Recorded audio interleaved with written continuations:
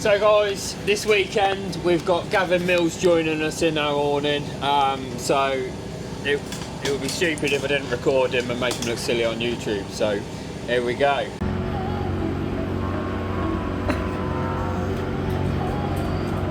Gavin is a fellow 250 rider, so he rides a Honda RS 250.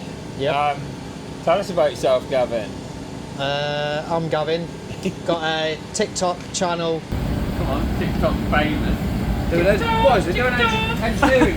Doing engineering. Got a TikTok channel, Mills Racing, and got to know Mike. How did I actually get? Don't know how I got to know you really. I think it was Cadwell Park, wasn't it, for my first meeting? You was on the silver one. Yeah. And yeah, we had a bit of a dice. Yeah. And then.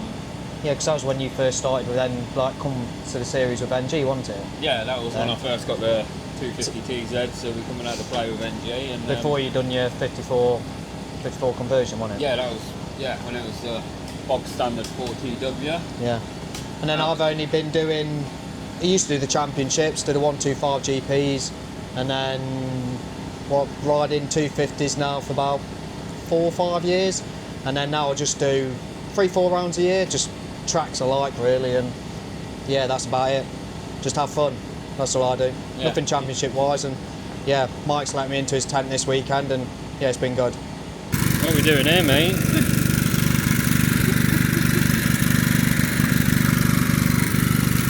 Right now. Right now? What do you do for a job, mate? Not a mechanic. That's the first time I've left the ignition on. I think I left it on. Had a good time. And then it's been is it your first time here in how many years? Well, it's my second time here. So when we was doing the championship in 2024, we come to Castle Combe for that one. Pretty much thought I knew the track, but obviously, yeah, it's an experience around there, isn't it? It's bumpy, isn't it? Yeah, you really seem to have the knack of it. of it. You got a good time in qualifying, didn't you? So yeah, led it for a bit. Yeah, when I first come here on the 125s, I felt it was bumpy and I hated it, but then come to the Sunday, I actually really enjoyed it, and then kept on coming back, and then it wasn't until then I was on the 250s I felt that it was actually, I don't know, the suspension worked more on a 250 and it felt more comfortable, whereas now, yeah, probably one of my favourite tracks to be at. Yeah. Other than Donington, so yeah. No, it's a decent track. It's really enjoyable to ride. I think it is one where you need a bit of track knowledge to kind of know where all the bumps and the kinks and the bits that catch you out are and bits to avoid to try and get a nice flow around there. Is what I've been struggling with this weekend. Yeah, I think that's the same. Like most tracks are smooth, aren't they? Yeah. Smooth, unless you hit an apex, then you get a bit of a bump and you get to know what the bike's doing. Round here, it's like straight away you're hitting bumps, undulations, and it's a feeling that you don't get from any other track, really, isn't it?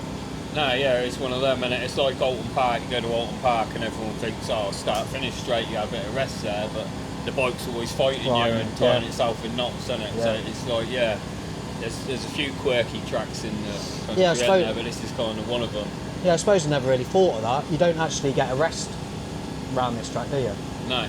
At all. Because you're constantly trying to line something up or avoid bumps, or like, you know, the start finish straight is actually like a long right hand bend with ups and downs and bumps and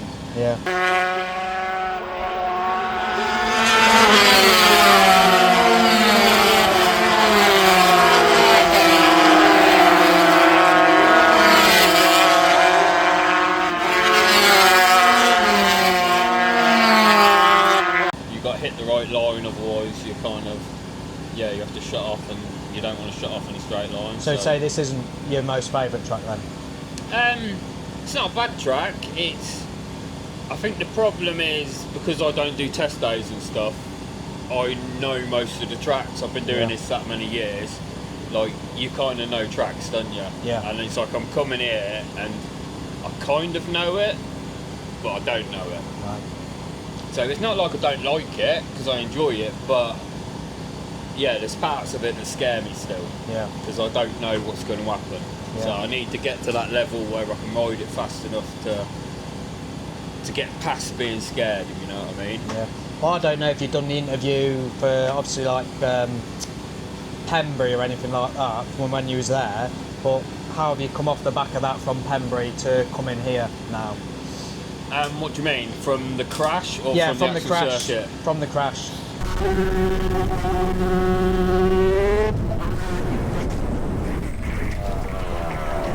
Yeah, well, that's a big part of it. Because isn't everyone it? likes to know how it affects certain people. Yeah. Well, normally, like, people won't believe it, but crashing doesn't really affect you, does it? It's like you had a crash today. But you're going to go out tomorrow, and that's not going to affect you. No. You're not going to go slower into that chicane, No. are you? Because No. you know what you did wrong. Yeah, just don't go on the grass. Yeah. And don't take the front. No. Like, but yeah. But for me, it's, I don't know, it's a tricky one because I'm still aching a bit. I'm not like 100%. I'm not 100%, but I'm not suffering. Yeah. So like my shoulder's not that bad, and my ankle's kind of working as it should. So I can't really make excuses like that. But like, you know, if you're kind of coming back from an injury, you're kind of in the back of your head thinking, if I come off, it's going to hurt twice as much. Yeah. And then you've got the thing that I don't know why I crashed. Yeah. So I The think uncertainty of it. Yeah, I'm a bit tentative on the throttle because I can't, like, you know, these 250 Grand Prix bikes, they don't give you much hints. Like, No. unless you're pushing that tyre right on the edge and you can feel it moving, you don't know what's going on. No. It feels solid, planted, and then all of a sudden you're 2 foot in the air and you're thinking, this is going to hurt. Yeah. So coming off the crash, it's kind of like you have got it in the back of your mind. I'm feeling a little bit tight on the bike and everything, so I think that's like stopping me pushing on. Like normally I'd go out practice qualifying, I'm on the pace and I'm at the front, and like, you know, this weekend I'm struggling. I'm 2 seconds off and it's not working yet. But yeah, I think it's just taking me a bit longer to get going after the crash type thing. I think I was the same when I at Cadwell Park, I think it was about 3 years ago now, I snapped a 250 in half. And even after that, I had another crash off the back of that where I busted my hand, and yeah, then for me was like 7th place, sort of like qualifying and that, and then once you got into the race, you was like slowly working your way forward, and you're still always having in the back of your mind like, what happens if I damage the bike, or what happens if this happens? Because you don't always fully understand, do you, of why you crashed or what the cause of it was. You can go, yeah, it was a cold tyre. Was it a cold tyre though, or was it giving it too much? Was it pushing too much? Yeah. So, yeah, no, I think I was in the same situation, and you just work yourself up to it, I think.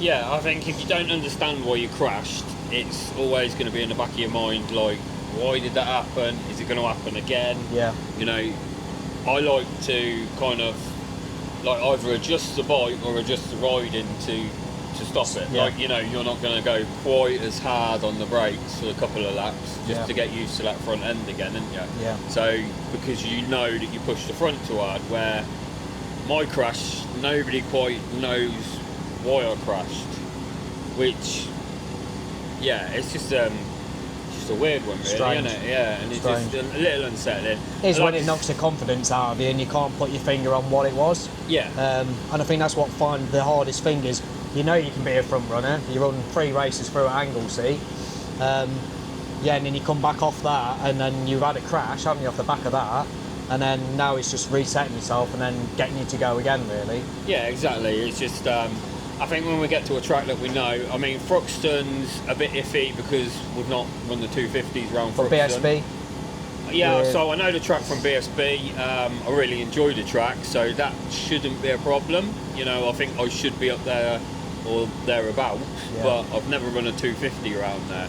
So we're going to have to figure out gearing, braking points, the normal. What is it with Thruxton? Because I know a lot of people say, I'm more on the side of like, it's a big wide track, it's fast, it's boring, which is making me like not really go, to be honest. But then other people like yourself really look. Is it a speed thing or? It's a corner speed track.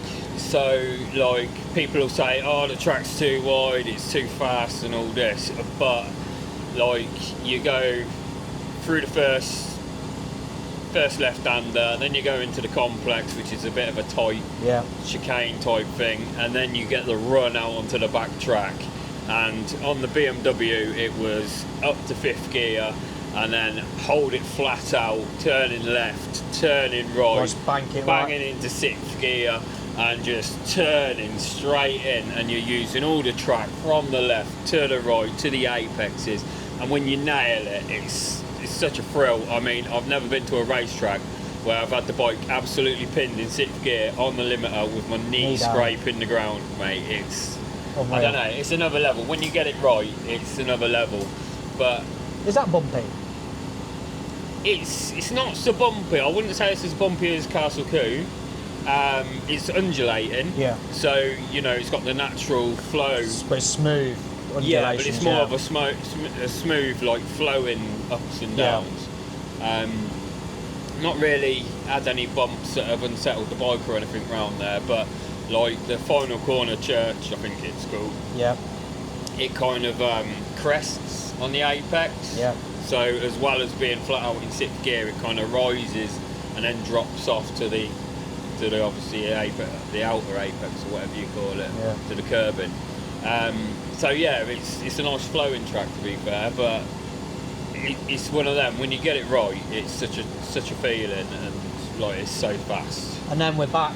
Then we'll be at Donington, which I'm going to Donington, which is then another bogey track for you, isn't it? Yeah, Donington's not been most fun for me. So what, just crashing or? I don't know why. It's like one of the most local tracks to me, so it's not far away. Probably one of, third, about an hour and a half for us. Right. So, okay. so not. Yeah, it's about an hour up the road for us, so we just basically get on the M1 at Daventry, 2 junctions up, and we're there.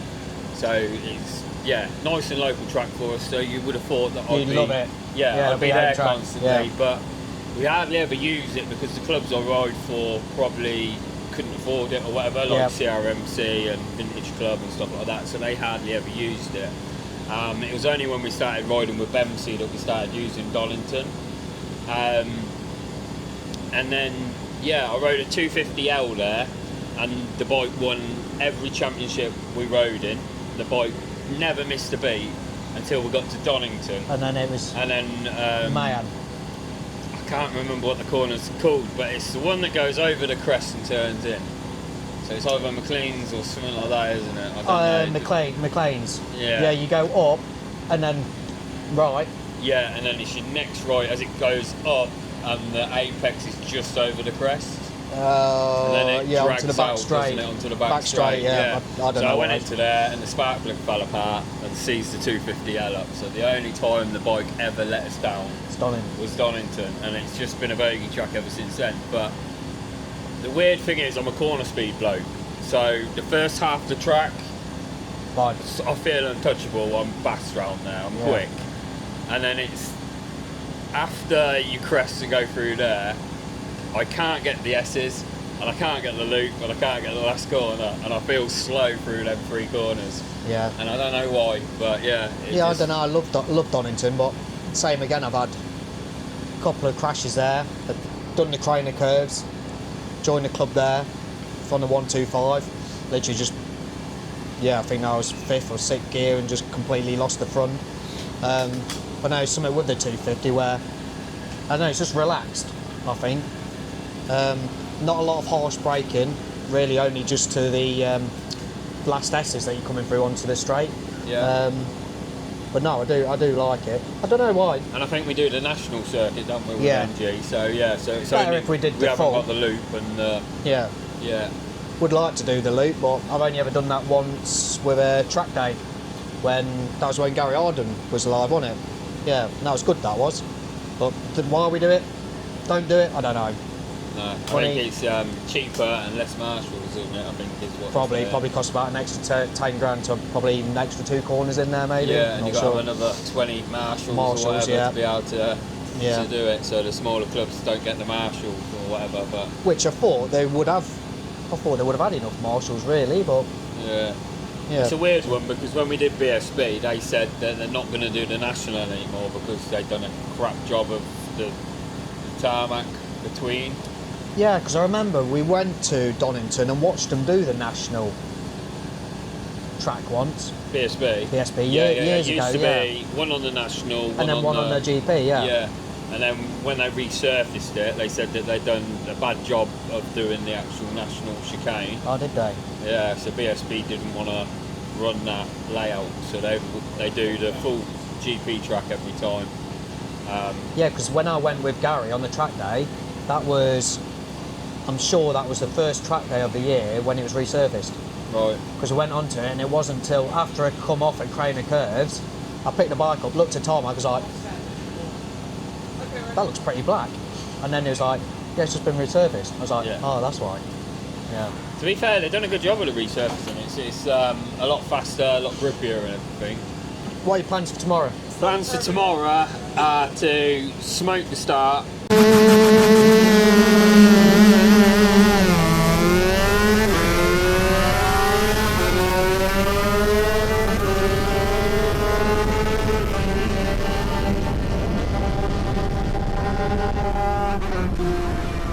Hold everyone up and win the race. I think that's a good plan. So what are your plans for tomorrow? Oh, get the exhaust pipe fixed, go get that in the morning. Hopefully make practice, and I think just try and stay with Phil and Phil. Yeah. I think if we can get a good start and go, I think with the times, hopefully I'll be able to do it and just pull a gap, but if not, just be in a mix, somewhere or thereabouts. Yeah. Not like today with a Make too a race big a of gap. it, enjoy Make it. a race, yeah. Yeah. I've had enough of like Watch the fireworks riding around on unravel. my own. Yeah. Watch it all unravel till last lap. Yeah. And hopefully stay on it. But yeah. So what are your plans for the rest of the year with the 250s then? So you're doing CRMC? Yeah, pre-95. So we got Donington next weekend. And then it all depends then. Well, I can do Anglesey and Mallory. That's if we're contending for the championship, but we're a bit way off that at the moment, just with mechanical issues that we've had. Yeah. Same. I think I finished one race at Snetterton. Yeah, so I may as well save my money and just obviously hopefully see if Mick wants to do it next year. Yeah, and just reorganise everything and go again. But what do you think to the pre-95 250 then? Because your bike's quite a fast one. Seems to be well kitted out. Yeah, I think just the Honda as a pre-95 is just a fast bike compared to the Yamahas. Obviously you can get a Yamaha to go as fast, but just with a standard sort of Honda, it works really well. The only problem is it's the competition.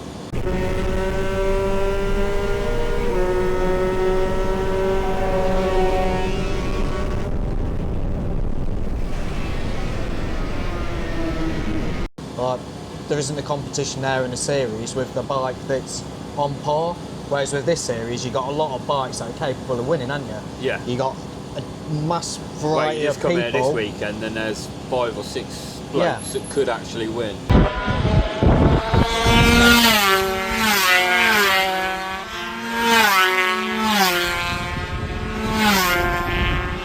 But then there's 2 or 3 blokes that aren't here that are usually at rounds that could have been here as well, isn't there? So it's like always. But with CRMC, just need grid numbers up. That's all. Yeah, it's a new series, isn't it? So they've got to you push bought it yours, a bit. haven't you? You got your I one. got a bike to play on. So. There's that crazy that's was on one at Brands. I think he's on it at Donington as well. Wayne no, Wright's he isn't. got one. He's not on it at Donington because apparently there's not enough space. No, yeah, I think they've mixed the grids too much, haven't they? Have they? Yeah. Yeah, but depends. If there's more numbers next year, I'd love to do it again. Yeah. If not, and watching this, Mick, you're going to have to get the NXA out and bring it here. For me, so I can beat Gavin. You have to buy another one again. Team Fincham Racing coming back. Yeah. 2 superstars, mate. There you go. What That's more it. do you want? That'd be pretty good actually, wouldn't it? So I think the pre-95 class has got bits in place to be a good class, hasn't it? Same again. People just need to get bikes out. Yeah, just There's need bikes there. there. They just don't know. Yeah, I mean, it's starting to pick up a bit. I mean, at Brands Hatch, you had Josh Wainwright out with you, didn't you? Yeah, that's it. That's it. So Sorry, that's another name Wainwright. that showed up. There's quite a few reverse cylinder TZs out there at the moment. But no Hondas. No Hondas, you're the only Honda boy. Yeah, no Hondas. Yeah. It's always the same. Everyone just likes yams. You just see all the Hondas in bits all the time though, don't you? Or on the grass. And then in bits afterwards. Yeah. But no, I don't know with the Honda, like reliability, I think same with every bike, like yours, you've done your conversion with it. It's one of them things that when you get a bike, when you first buy a bike and start riding it, you end up having all these like niggly bits and they're like, sort of spoil your race weekend. But you get that season out of the way, even though it may be really bad, you can like restart again for the next season, and eventually after 2-3 years it becomes a thing then where you're just doing your general maintenance and putting fuel in, aren't you? That's the same with like, I know we haven't had that long, but my other bike, that's how that is now. We don't really mess around with it. Yeah, but you kind of know your Hondas now, don't you? So it's like you're saying general maintenance, but bike prep is kind of related to what you know can go wrong with that bike. So you, like a normal bloke, would strip it down, probably pump the tyres up, change the oil. Yeah, I used to go back onto track, like. But you know, like say it's a Honda, so I've got to just measure the clutch, or you've got to do this. Yeah. Or what would your tips be then for someone that's gonna look at a Honda? What would your things to look at? Put you on the spot. Make sure it's a fast one. Definitely power jet. Power jet, and if it's not power jet, then you'd have to have some Frank Raffle carbs on it. It's a money thing again. NXA would be, if you used to come to get this class NG, it'd have to be an NXA. Right. To keep, I think, to make it light for like a 5KE. Yeah. I mean, what are they, 2008, some of the 5Ks that are here? Like 2008 models? Well, I think the 5Ks were up to 2008, so anything 2003 on has got the cylinder power valve, so that's like what you'd say was the end development. And then they might have had little changes like brakes and stuff, but I don't think they had a lot. Yeah. But, yeah. What do you say to anyone buying a Yam? Anyone buying a Yam? Do it, it's great fun. That's the thing actually, the Hondas are a dream to work on. Just flip up the tank, you got 2 carbs there, you got an airbox, 1 airbox you take off. Them Yams are like a We did see this earlier. minefield. So Gav did his jetting in the morning, and he's like about 3 bolts and his whole carburetor bank's off. And there was me trying to change needles on my TZ, and I dropped one and it went behind one of the airboxes, and about 3 hours later I just about got it out and got it back together. So yeah, to be fair, we're looking at the Hondas and we're thinking they're quite easy to work on and stuff. I think when they made them, Honda, I think they probably took that into account of easiness to like take stuff off and put stuff on, like for Grand Prix, like how easy it is. Yeah. I think with Yamaha, I feel like they got it sort of wrong because everything seems quite tucked away in there, if you know what I mean. Yeah, it's not like, as accessible. Like Yamaha kind of went to try and develop a better performance by spreading the carbs to get the inlet tracks better. Yeah. Whereas Honda just put the bank of carbs in one place for both cylinders, even though they're kind of still a V-twin. Yeah. So basically, when I was looking for a 250, I got told get a Yamaha because you can still get parts. Yes. Basically, Dennis Trollope does bits. You've got people like Vincent Fonseca. Well, Dan does bits for everything, doesn't he? Dan Williams at Gecko, because he imports stuff. Like, how hard is it to get parts for the Hondas then? Yeah, depending on what you want, really. I mean, I've never had sort of an issue, even with snapping one in half and having to like find another bike and frame. Like, everything's accessible. It just takes a little bit of time, and it is literally. If you buy a Honda, once you're in an NG paddock, there's always someone with bits and parts to sell. Like, I know stuff might be very expensive, but they are out there. Like Michael Fincham does the recovers of the clutch plates, which to me, I've ran them. They're 10 times better than the genuine Honda ones. Like, they're mint. Can't credit him as much for like what he's had to go through resources of getting them made. Yeah. They're really good. Been easy. Pistons, you got VHM, you got Vertex, you probably got Wassner, which I don't know anyone that's run Wassner. You got VHM for heads, haven't you? Yeah. Obviously, you can still get cylinders replated. There's still cylinders out there. cranks we can get rebuilt with VHM rods, and there's a handful of people that rebuild cranks nowadays. Like John Hines in the Paddock, he rebuilds the twin cranks and the singles. There's a few bits like interchangeable off like the 125, such like clutches, brakes, stuff like that. You know, like brake lines you can get. Master cylinders aren't genuine, are they? They're all Brembos. No, yeah, everything's uprated. This, basically, suspension, all the internals. I'd say the hardest thing to get is forks, wheels, petrol tank, frame and swing arm stuff, really. So the bulk of the parts, really. Yeah. But the engine components are all now. Yeah. And I've never known, up to you, well, I've not come across it, anyone to have like a seizure or a big end go and it smash the cases. Right. So it seems like they're quite good. Honda's got good robust cases. That's then, it, so yeah. That's a good advantage to them as well, isn't it? Yeah.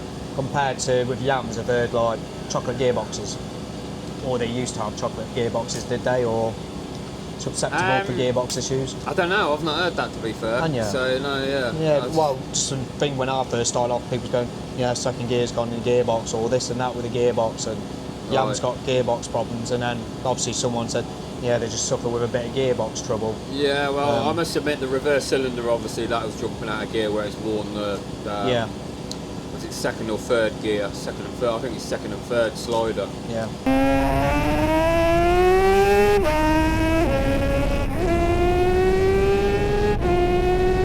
So that had kind of wore the dogs. So yeah, definitely the early TZs definitely suffered a little bit with the gearboxes. And with my Honda, I've never had a gearbox out of it. No. Never had to take it out.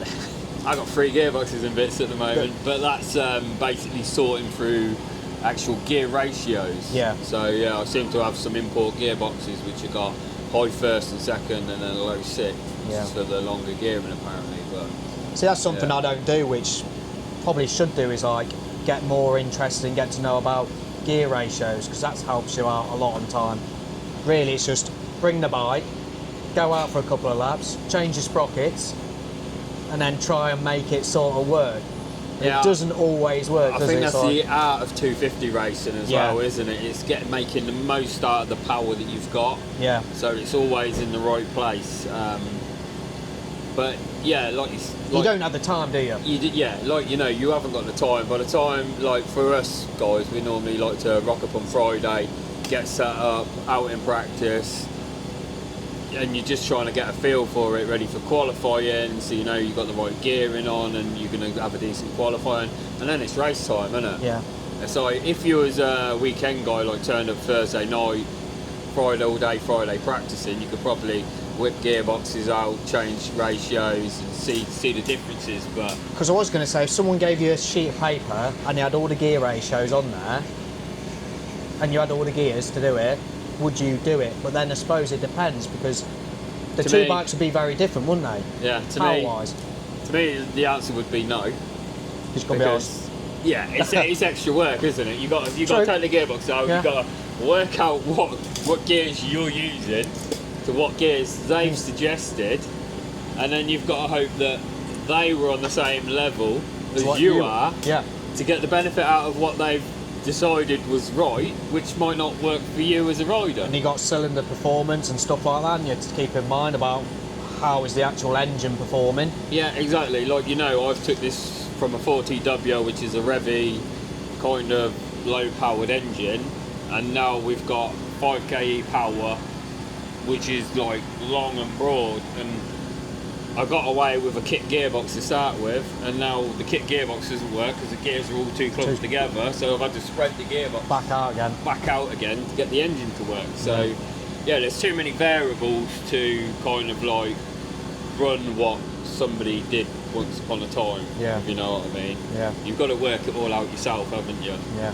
So do you reckon doing that 54 then is definitely giving you a lot more speed where you've needed it, like overall performance of the bike? It's the problem is we pinnacled the 50-56, so we got the best we could out of the 50-56, which wasn't enough to take on the 5KEs.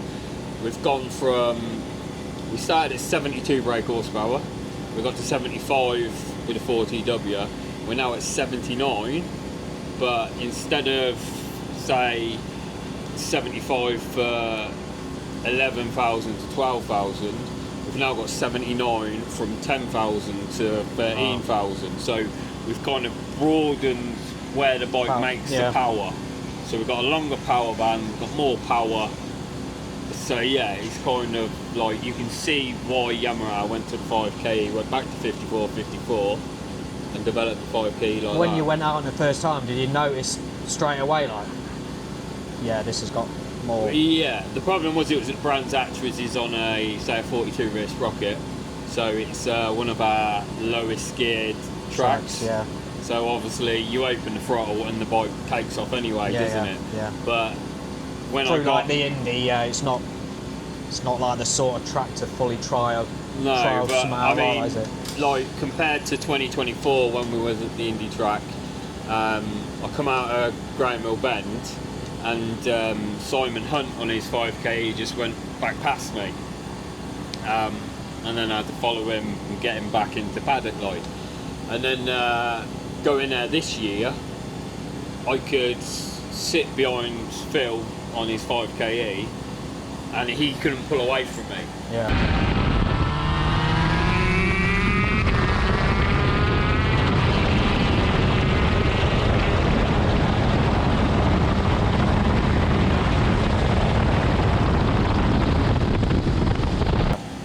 To me that was a massive gain, because normally you see the 5Ks gap you and then you've got to work hard on the brakes and get back on them and get in the slipstream and try and, you know, and you're fighting to stay with them, not to race them. Yeah. And at Brands I felt like I could race him. Yeah. I was in a position where the bike was actually a lot better suited to the class. Yeah.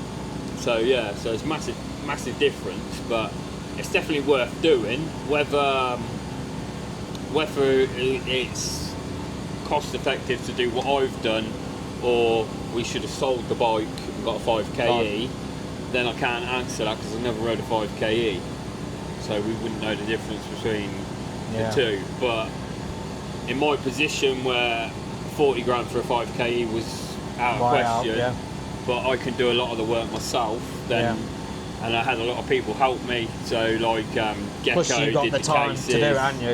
You can lengthen or shorten the time to what you want to do. It's Yeah, like you got to buy a bike straight away, is it? So no, exactly. If you're going to get a bike, you've got to jump on it when it comes, and you've got to find the money, and you've got to be able to pay it, and the money of them at the moment is just through the roof, isn't it? And I'm not saying they're not deserving of that price, but it kind of prices them out of racing, doesn't it? Like if you've had to spend 40 grand on a bike, how often is it that the person spending 40 grand is going to go out there and run at the front and risk ploughing that 40 grand into tyre wall? Because not everyone's on 100 grand a year that's out there on the grid now, is there, running these bikes? So. No, exactly. It's not everybody can afford to do it. Not everyone's got the capability to repair the bikes, and it just gets a bit too much out of money. I think some of it still is like the price of the bikes is. People have them, but it puts them off racing because they're in the mind, like I said earlier, that they can't get the parts for them. I think they've been, what's the word for it, like brainwashed into thinking there's no parts out there anymore for these bikes when there actually is. Yeah, the I think if they knew that, yes, we can expensive. get you these parts, so I'll probably get back into racing then. Yeah, exactly. Maybe, I don't know, or maybe it's the cost of entries nowadays, or tyres, for instance. Like, I think a few people dropped out of it when we couldn't get the Bridgestone 165s anymore. Yeah, that seems like people took a step back away from it. They didn't want to try other options. Something else, they needed the slicks, didn't they? But in all honesty, the slicks have always been there, haven't they? Yeah. Like, I mean, they're expensive, but then you look at Pirellis and they're like 450 quid a set as well, aren't they? Yeah. So. And I've read it to treaded tyres now, and I haven't really known the difference. I need more time on tyres to understand them. Yeah. I'm more of a, that feels all right, or that looks all right. I'm not that good on tyres, so which probably something to work on really. I think I have been lately. Like bought the Pirellis off you. Yeah. I had the Contis before that, and then I tried them 160 Pirellis in these, which they seem to work really well. And then the 165, which we ran for years and years. So yeah. the problem is if you only run one sort of tyre, then that's all you'll ever learn, isn't it? Yeah. Like I'm pretty much like torn towards Pirellis most of the time, because most of the modern stuff I've done has always been on Pirelli supercourses. Yeah. We run Bridgestone treaded when we first got 600, destroyed them in a qualifying session, and then Rod Howen said to my dad, he said, put supercourses on, he will notice a difference. And we qualified 16th, and we lost the race by 0.005 of a second. Just by putting some in supercourses 2008 on a 2000 Honda CBR 600. So yeah, the tyres, they make a massive difference, and if you find something that works for you, it works for you, doesn't it? Yeah, definitely. But it's also knowing, it's having someone with the experience guide you to how that tyre needs to work as well, isn't it? It's good to have a bit of background on that. Well, have you got any questions, Stacey? Who's going to win tomorrow out of you two? You was both, today, you was both up to get third. You sat in third for 7 laps, and then you actually got third. So what's the kind of action tomorrow then? I'd say it's all down to whether Gavin can control himself or not. Control was. So Gavin got a little bit excited.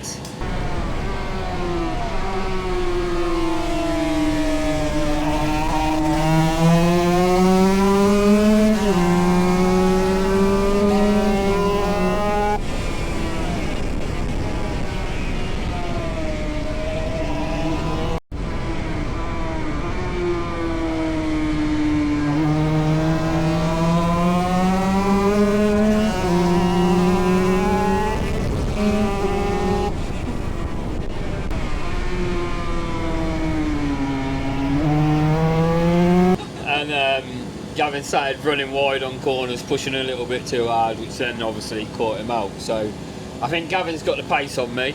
I'm not going to lie, Gavin's fast around there this weekend. So if he can keep it on the track, should be alright. I've got Gavin for the win.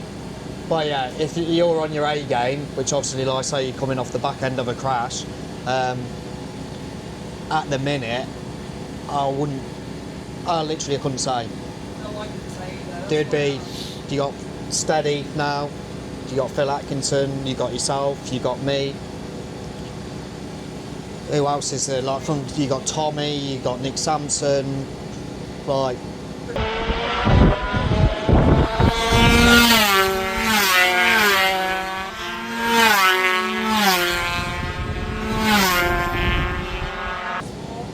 Yeah, Chris Moore's half decent, yeah.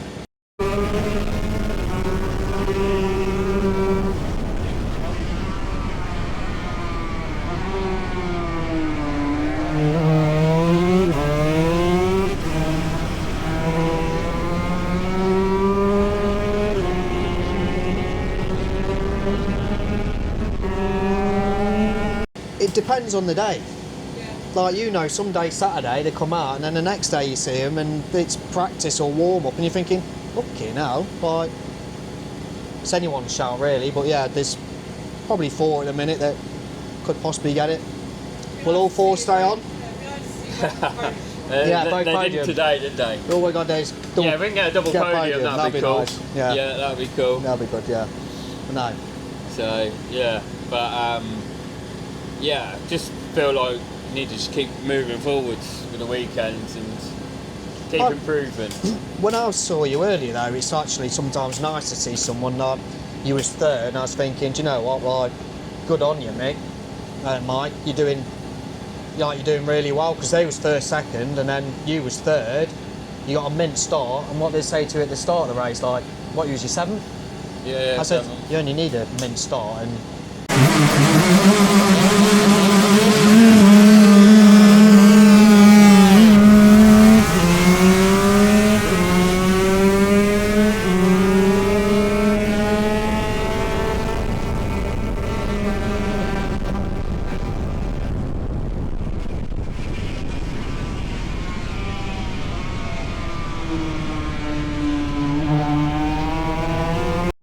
Exactly. That's it, you placed third straight away, wasn't you? We all know that, like, races deep down, once that flag drops, it's a different game, isn't it? It's Yeah. like you can do practice, you can ride round at the back, you do qualifying, ride round at the back.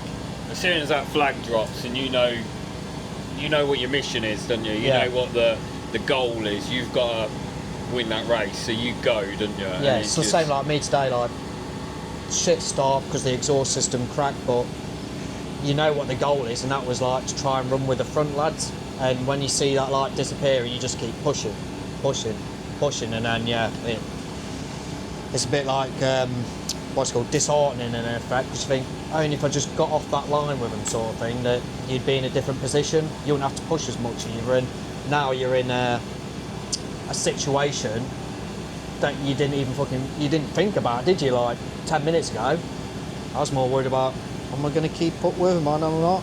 No, one thing I didn't think about was getting a bad start. No, exactly, yeah. So then you're back in 13th and you're riding around people that you're not expecting to be with as well, yeah. isn't it? Yeah. And you're having to, ride.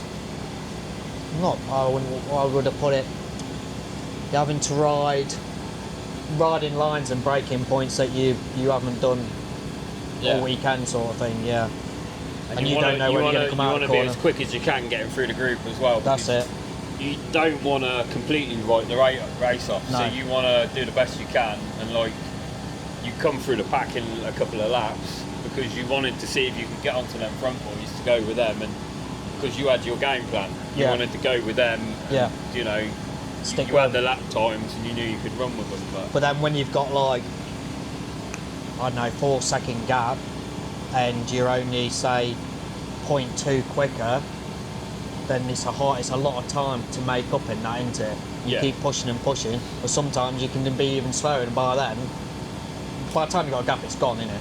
You haven't got enough laps. And the likelihood is, if you're trying to make up a gap, then you're the one that's going to make the mistakes.